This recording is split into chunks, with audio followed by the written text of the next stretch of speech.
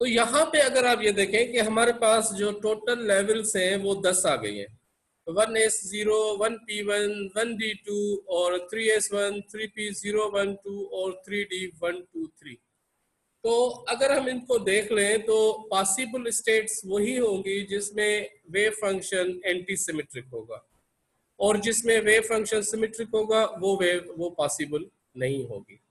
अब जो wave function है वो दो चीजों पे डिपेंड करता है, एक डिपेंड करता है आपका ऑर्बिटल एंगुलर मोमेंटम और दूसरा डिपेंड करता है आपका स्पिन पे। अब यहाँ पे अगर आप ये देखें कि ऑर्बिटल एंगुलर मोमेंटम पे किस तरह डिपेंड करता है और स्पिन पे किस तरह डिपेंड करता है, तो वो जो टोटल वेव फंक्शन है which is the wave function of the orbital motion and wave function of the spin motion. So this phi of r is the special wave function which is the angular momentum dependent. This is the L and we call it as a L dependent.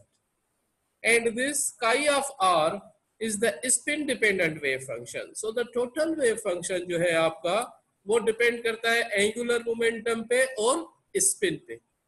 आपको कल मैंने बताया था कि wave function symmetric और anti symmetric कब होता है। अगर किसी भी वेव फंक्शन का आप मिरर इमेज देखें और mirror image is identical to the original wave function, तो फिर उस वेव फंक्शन को हम कहते हैं सिमेट्रिक वेव फंक्शन।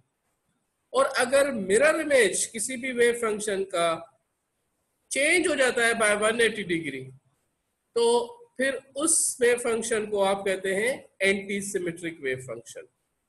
यहाँ पे अगर आप ये देखें कि हम किस तरह से चेक करें कि हमारे पास वेव फंक्शन सिमेट्रिक है या एंटी सिमेट्रिक है, उसके लिए आप ऑपरेटर ऑपरेट करते हैं उस वेव फंक्शन पे। आप क्वांटम मैकेनिक्स में पढ़ के आए हो कि जो भी फिजिकल ऑब्जर्वेबल्स है in quantum mechanics that can be measurable through operators. If you wanted to measure the angular momentum of the particle या किसी भी पार्टिकल का लीनियर मोमेंटम मेजर करते हैं, तो आप क्या करते हैं, वो मोमेंटम ऑपरेटर उसके स्टेट फंक्शन पे ऑपरेट करते हैं। जैसे फर्स्ट कर ले हम कह देते हैं साई स्टेट फंक्शन है, उस पे अगर आप मोमेंटम ऑपरेटर ऑपरेट करें तो जो रिजल्टेंट आइगन वैल्यू आएगी that is the eigen value of the momentum, और जो रेस्ट ऑफ द स्टेट मिलेगी this is the eigen state. ये आप पढ़ के आए हो क्वांटम मैकेनिक्स में। यहाँ पे अगर आप ये देखें कि एज अ रिजल्टेंट जो आपके पास टोटल वेव फंक्शन आएगा which must be equal to antisymmetric. अब यहां से अगर आप ये देखें कि ये जो टोटल वेव फंक्शन है this is the wave function which is the angular momentum dependent and this is the wave function which is the spin dependent. This P is the operator which we call it as a parity operator. This parity operator when operates on the wave function, as a resultant it gives you the negative value or positive value.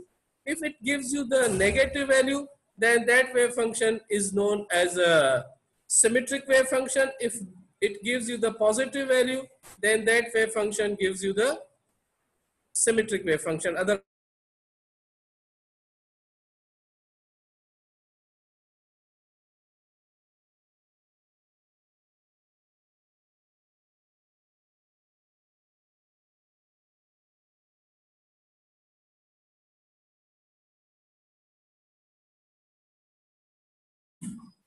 So here we have the parity operator operates on the angular momentum wave function part is equal to -1 power L.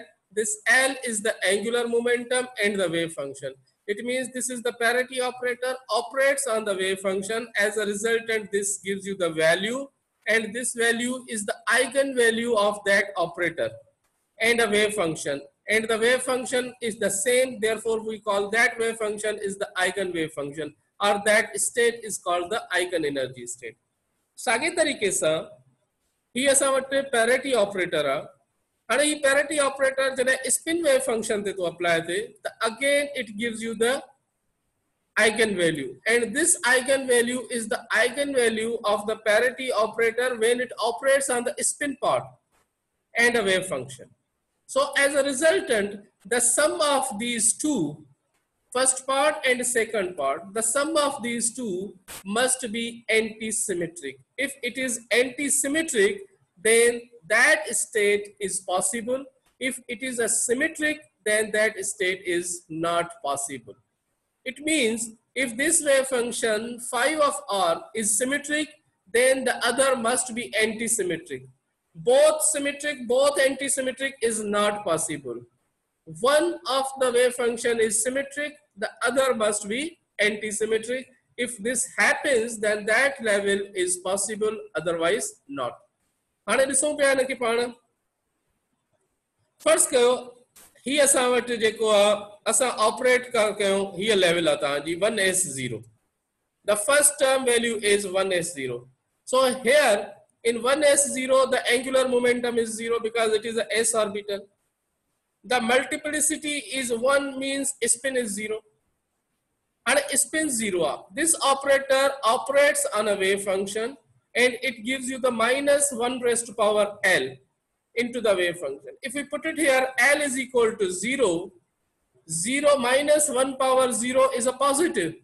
So this is the positive of phi. It means the mirror image of this wave function, as I told you, the parity operator operates on a wave function. If the wave function remains same, it is a positive, remains same, it does not change.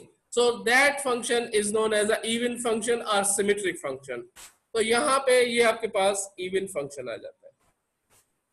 लेकिन अगर यहाँ पे अगर wave function आपका parity operator operates on a wave function, it gives you -1 power s + 1. अगर आप s की value 0 डाल देते तो 0 + 1 gives you 1, -1 power 1 is equal to -1. So this is equal to minus chi of r. So this becomes negative. So the wave function here, chi of r wave function, becomes negative when the parity operator operates on it. So this is the odd. So the one wave function is even, the other wave function is odd. So the total wave function is odd. So therefore this level is possible. If both are even, which is not possible. If both are odd, which is not possible. For example, if you look into the second level, which is equal to 1p1. अगर आप 1p1 पे देख रहे हैं तो यहाँ पे अगर आप ये देखें कि L की वैल्यू क्या है 1, स्पिन की वैल्यू क्या है 0. सो पहले जब आप इसको ऑपरेट कर रहे हैं, angular momentum part of the wave function ये है आपका angular momentum part, and this gives you the value of the eigen value of the angular momentum -1 power L. अब यहाँ पे L की वैल्यू 1 है, -1 raised to power 1 gives you -1. So this wave function is an odd function. This wave function is odd function, means this is changed by 180 degree, plus becomes minus. But if we look here, s is equal to 0, again for s is equal to 0, this is odd function. So both are odd. Here if we look here, okay, both are odd function, both are anti-symmetric wave function, so which is not possible. It means what is the possible? The possible is that one of the part of the wave function, which is the angular dependent part, is symmetric. The spin part must be anti-symmetric. Or spin is symmetric, then the angular momentum must be anti-symmetric. It means between these two, one is symmetric and other must be anti-symmetric. तो इसका मतलब यह है कि यहाँ पे दोनों odd हैं तो ये पॉसिबल नहीं है. अब आते हैं 1d2 पे. 1d2 पे अगर आप ये देखें कि स्पिन 0 है, L is equal to 2 है because it is a d orbital. It is a d orbital, so L is equal to 2. यहाँ पे जब आप पैरिटी ऑपरेट कर रहे हैं इस वेव फंक्शन पे तो it gives you this value which is negative because L is equal to 2 minus 1 power 2 is equal to plus. So it means the angular part of the wave function gives you the even wave function because it is a plus. It does not change its sign. Again, if you look, s is equal to 0. For all s is equal to 0, the wave functions are odd. देखो, आप s is equal to 0 है, s is equal to 0 है, s is equal to 0 है. तीनों में जो आपके पास जो स्पिन पार्ट है वो ऑड आ जाता है क्योंकि इस s 0 है तो इस पे जब आप 0 डाल देते हैं उसके आइगन वैल्यू पे तो आपके पास ऑड आ जाता है। तो ये पॉसिबल है क्योंकि इसका एंगुलर पार्ट है वो इवन है और स्पिन पार्ट जो है वो ऑड है, तो even odd is a possible, means one of the even and other must be odd. अगर आप ट्रिपलेट पे आ जाते हैं हम 3s1 पे, जैसे हमने यहाँ पे 1s0 किया था, अब 3s1 है वही, लेकिन यहाँ पे अब ट्रिपलेट है। ट्रिपलेट में क्या होता है, स्पिन 1 है, क्योंकि ट्रिपलेट कब आता है, जब स्पिन अलाइन होता है, both are in the same direction और एंटी पैरेलल हो, सॉरी या एंटी पैरेलल हो या पैरेलल हो, ठीक है, तो both are in the same direction, sorry. तो यहाँ पे अगर आप ये देखें तो L इज इक्वल टू 0, तो ये आपके पास इवन आ जाता है, means -1⁻0 gives you the 1, so it is positive. यहाँ पे s की वैल्यू 1 डाल देते हैं, 1 + 1 gives you 2, -1⁻2 is a positive, दूसरा भी इवन है, तो ये दोनों इवन नॉट पॉसिबल। यहाँ पे अगर आप ये देखें L is equal to 1, S is equal to 1, because this is the p orbital, in the p orbital L is equal to 1, आपके पास L 1 है, और स्पिन क्या है, 1 है, because this is the triplet, आपके पास ये ट्रिपलेट है, जब ये ट्रिपलेट होगा तो स्पिन क्या होगा, 1 होगा। तो इसका एंगुलर पार्ट देते हैं -1⁻L, L की वैल्यू क्या है, 1 अगर इसमें सब्स्टिट्यूट करते हैं तो as a resultant this is negative, so the angular part is negative and spin part is even, positive, so this is possible, odd and even. Again, if we look at 3D, again this is not possible because both are even. So now here, if we look here, which is the possible, which is not possible, 1s0 is possible, 1d2 is possible, 3p012 is possible. So these term values are possible. So I have written here that the total value is this is the total value. So among these total value, if we apply the symmetric and anti-symmetric wave function theory, if we apply the Pauli-Exclusion principle, these are the only the possible term values. So these are the possible term values for the configuration of p square. It means both electrons is in the p orbital. Now these two electrons can combine together, can interact it together. As a resultant, this gives you the 5 levels. तो यहाँ पे आपसे क्या पता चल रहा है, आपको पता ये चल रहा है कि आपके पास अगर 2 इलेक्ट्रॉन है p ऑर्बिटल में और वो आपके साथ वो आपस में इंटरैक्ट कर रहे हैं थ्रू ls कपलिंग, तो उस एलेक्स कपलिंग के इंटरएक्शन की वजह से जो रिजल्टेंट टर्म वैल्यूज आ जाती हैं वो 5 है, 1s0, 1d2 एंड 3p012। अब यहाँ पे आपके पास इसका मतलब है कि अगर मेरे हाथ को देखें तो ये 1 2 3 4 5 ये 5 लेवल्स हैं। अब इन 5 लेवल्स के अंदर जो लोअर लेवल होगा वो कौन सा होगा, अपर लेवल जो होगा वो कौन सा होगा, क्योंकि इन पांचों की जो एनर्जी है वो डिफरेंट होगी। अब यहाँ पे आप ये देखें कि ये पांचों जो है n इज इक्वल टू 2 पे है और p ऑर्बिटल में, लेकिन एनर्जी डिफरेंट है। This is known as a degeneracy, this is known as a, ये डीजनरेसी की वजह से, ये इंटरएक्शन की वजह से, ये आपको बता देता है कि there is uncertainty in the measurement of the energy because the energy is not certain. अब हम देखेंगे कि लोअर एनर्जी इन पांचों में किसकी होगी और अपर एनर्जी क्या होगी। अब इस एनर्जी को डिफाइन किया है हुंड्स ने, and we call it as a Hund's rule. Hund's rule क्या बताता है, सबसे पहले जो है रूल वो ये है कि जिसकी मल्टीप्लिसिटी ज्यादा होगी उसकी एनर्जी कम होगी, जिसकी मल्टीप्लिसिटी ज्यादा होगी उसकी एनर्जी कम होगी, फर्स्ट रूल। इसका मतलब है कि the higher the multiplicity lower will be the energy. यहां पे जो मल्टीप्लिसिटी सबसे ज्यादा किसकी है, 3p की, 3p012, इनकी मल्टीप्लिसिटी ज्यादा है, तो जो 3p की जो एनर्जी होगी वो कम होगी। इसका मतलब है कि 3p एनर्जी डायग्राम में नीचे आएगा और 1d2 और 1s0 एनर्जी डायग्राम में ऊपर जाएगा। अब यहां पे आप ये देखें कि 1s और 1d इन दोनों की तो मल्टीप्लिसिटी फिर सेम है। इसकी तो ठीक है, हमें समझ में आ गई, ट्रिपलेट है, ट्रिपलेट की जो है वो एनर्जी कम है। दूसरी चीज यह है कि एनर्जी कम क्यों होती है, दिस इज द इंपॉर्टेंट। अब यहां पे अगर आप ये देखें कि अगर मल्टीप्लिसिटी 3 है, 3 का मतलब क्या है कि दोनों का स्पिन एक ही डायरेक्शन में होगा। जब स्पिन दोनों का एक ही डायरेक्शन में होगा तो वो जो एक दूसरे के जो करीब टाइम स्पेंड करेंगे वो कम होगा, तो as a resultant its energy is decrease. यहां पे मैं आपको बता देता हूं, ये है आपके पास, इसको अगर आप देख लें कि यहां पे स्पिन 1 है, the probability must goes to the zero at the origin, origin पे इनकी प्रोबेबिलिटी 0 हो जाती है, और लेस अपॉर्चुनिटी है to be closer to each other. दोनों इलेक्ट्रॉन के क्लोज होने की जो अपॉर्चुनिटी होती है, जो प्रोबेबिलिटी होती है, वो कम होती है। जब प्रोबेबिलिटी एक दूसरे के साथ करीब होने की प्रोबेबिलिटी कम होती है, जब स्पिन एक ही डायरेक्शन में होता है, तो दो इलेक्ट्रॉन पी ऑर्बिटल में मूव कर रहे हैं, तो अगर दोनों का स्पिन एक ही डायरेक्शन में है तो एक दूसरे के करीब रहने की जो प्रोबेबिलिटी है वो कम हो जाती है।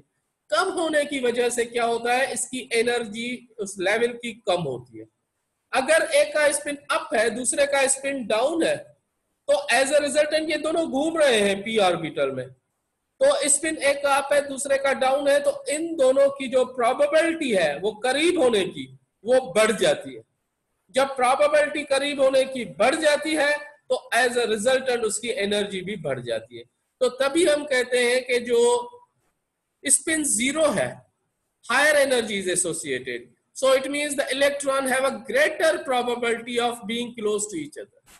तो उसका वेव फंक्शन ये है कि ये दोनों इलेक्ट्रॉन है, इनके करीब होने की जो प्रोबेबिलिटी है वो ज्यादा होती है जब स्पिन 0 होता है, और 0 कब होता है, जब एक दूसरे के एंटी पैरेलल हो, एक अप हो दूसरा डाउन हो। और एक दूसरे के करीब प्रोबेबिलिटी के होने की कम क्यों हो जाती है कि एक का स्पिन अप होता है और दूसरे का भी स्पिन अप होता है, spin in the same direction. तो यहां पे आप देखें कि इसकी ट्रिपलेट है, ट्रिपलेट का क्या मतलब है कि दोनों इलेक्ट्रॉन का स्पिन एक ही डायरेक्शन में है, तो इसके करीब होने की जो प्रोबेबिलिटी है वो कम हो जाती है। तो करीब होने की जब प्रोबेबिलिटी कम हो जाती है, इसका मतलब है कि ये एक दूसरे से दूर होते हैं, तो दूर होने की वजह से इसका एनर्जी भी कम होता है। तो एनर्जी कम होने का मतलब है कि ये एनर्जी लेवल डायग्राम में जो 3p है वो नीचे आएगा। Okay, the second thing is that यहां पे अगर आप ये देखें, अब यहां पे आपके पास आ जाता है 1s0 एंड 1d2। अब यहां पे जो 1s0 और 1d2 है, इसमें किसकी एनर्जी क्या होगी। यहां पे अगर देखो कि 1s0 जो कि आपके पास सिंगलेट है और 1d2 जो आपके पास सिंगलेट है, दोनों का इलेक्ट्रॉन एंटी पैरेलल है। इसका मतलब है एक का इलेक्ट्रॉन अप है स्पिन, तो दूसरे का स्पिन नीचे है। लेकिन अब इन दोनों में एनर्जी कम किसकी होगी, ज्यादा किसकी होगी। तो यहाँ पे हम हुंस रूल का सेकंड रूल अप्लाई करेंगे। सेकंड रूल क्या बताता है, the higher the angular momentum lower will be the energy. जिसका एंगुलर मोमेंटम ज्यादा होगा उसकी एनर्जी कम होगी। तो the L value of this is higher, so therefore the energy of 1d2 is less than the energy of 1s0।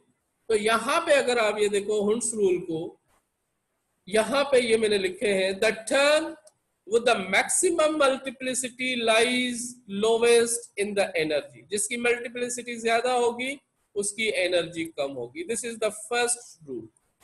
The second rule states that the term for a given multiplicity, the term with the largest value of L, जिसका L value ज्यादा होगा, क्योंकि यहाँ पे 1d2 और 1d2 और 1s0 इन दोनों का स्पिन ज्यादा एक है, मल्टीप्लिसिटी सेम है, तो इसमें जिसका एल वैल्यू ज्यादा होगा तो उसकी एनर्जी कम होगी। फॉर अ गिवन मल्टीप्लिसिटी, जो भी सेम मल्टीप्लिसिटी है, the largest value of L lies in the lowest in the energy. जिसकी एल वैल्यू ज्यादा होगी उसकी एनर्जी कम होगी। अच्छा, ये दो चीजें हो गई।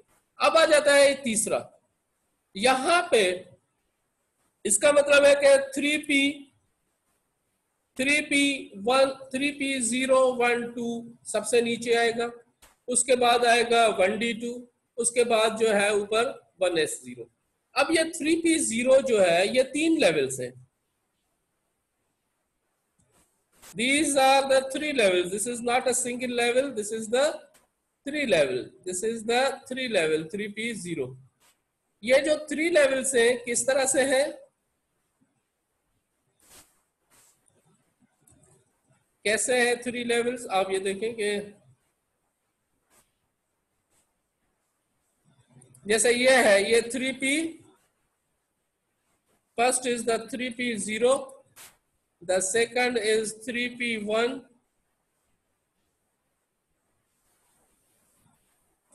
The third is equal to 3p2। ये आपके पास 3 लेवल्स हैं अगर आप इसको देखें। These are the 3 levels. One is the 3p0, the second is the 3p1 and the third is the 3p2। अब इन तीनों लेवल्स में नीचे कौन सा आएगा फिर ऊपर कौन सा आएगा, among these 3 values we are talking about these 3 values। इन तीनों वैल्यूज में which has a lower energy and which has a higher energy। यहाँ पे फिर हम तीसरा रूल लगाते हैं, Hund's रूल। यहाँ पे क्या है कि अगर आपके पास जो ऑर्बिटल है वो लेस देन हाफ फिल्ड है, तो जिसका J वैल्यू कम होगा वो नीचे आएगा। If the orbital is less than half filled, the lower the J value will have the minimum energy. तो यहां पे अगर आप ये देखें कि 3p0 उसकी एनर्जी कम है तो ये नीचे आएगा, उसके बाद 3p1, उसके बाद 3p। अब यहाँ पे अगर आप ये देखें कि p में कितने इलेक्ट्रॉन्स होते हैं, मैक्सिमम 6 होते हैं। यहां हमारे पास कार्बन में कितने हैं, 2, तो इसका मतलब है लेस देन हाफ फिल्ड है, तो ये जो 3p0 जो है ये नीचे आएगा। उसके बाद कौन सा आएगा, उसके बाद आपका 3p1 आएगा, उसके बाद आपके पास 3p1 आएगा, उसके बाद आपके पास 3p2 आएगा, देन 3p2। सो 3p0 नीचे होगा, 3p1 उसके ऊपर होगा, 3p2 फिर उसके ऊपर होगा। क्यों कि ये इसमें हम थर्ड रूल अप्लाई करते हैं कि if the less than half the lower J value, ये J वैल्यू है ना, this is called the J value. ये जो वैल्यूज है ये आपके पास जो है ये this is the J value. ये जो J वैल्यू है, the lower the J value will have the lower energy if the less than half filled. लेकिन अगर मोर देन हाफ फिल्ड है, फर्ज कर लें किसी के p में 4 इलेक्ट्रॉन है, तो फिर क्या होगा, फिर higher the J value will have the lower energy. उसको हम देख लेते हैं। तो यहां पे अगर हुंड्स रूल को अगर आप ये देखें तो these are the Hund's rule here।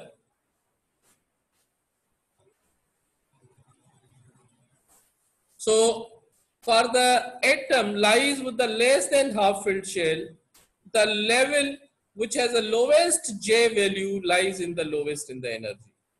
For the atom lies with the more than half filled shell, the level with the largest J value will have the lowest energy।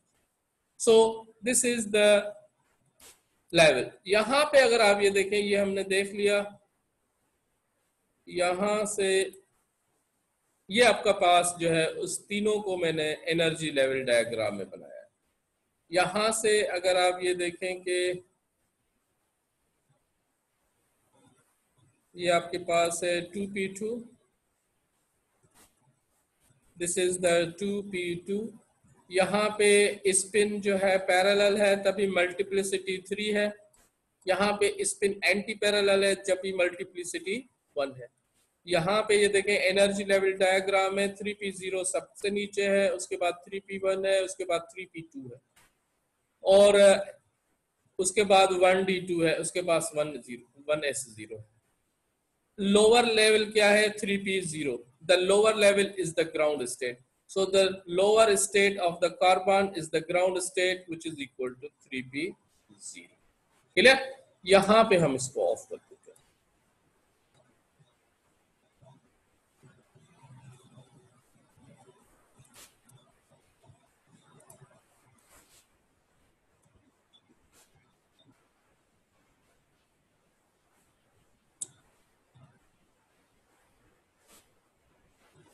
Any question, please?